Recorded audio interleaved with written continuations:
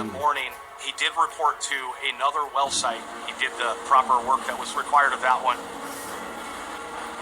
And then from there, I know he made cell phone contact with the company at Weber that digs the wells, because he was meeting that person at the well site. His name is Kenneth.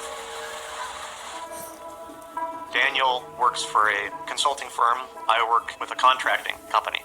My role is to oversee everything and provide assistance or anything that needs to be done for the consulting firm. My first contact with Daniel was a telephone call that I placed. I told him where to meet me and roughly what time.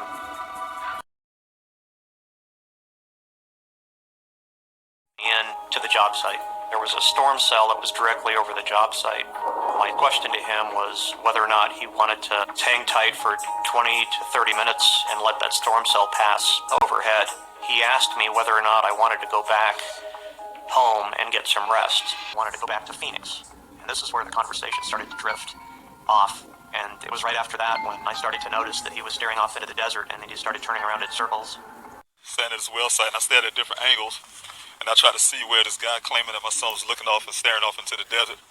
There's nowhere to look. There's a lot of brush. If you see what I'm talking about, there's nowhere to stare off to.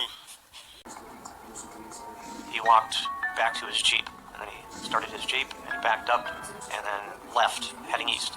Goes phone call to the company that he works with, and told them what had happened. They told me to go ahead and proceed with the work, and just give them feedback on an hourly basis.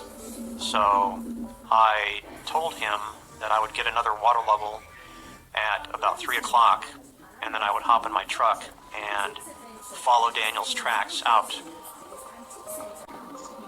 I followed that south to a T intersection. If he made a right-hand turn, he would head further into the desert. And as I approached that T intersection, I noticed that Daniel's tracks turned right and headed west. When I saw that, it told me that he didn't go home. So I got out of my truck and I just stood there by the tracks for a bit, and I told myself that these tracks were going to more than likely need to be preserved.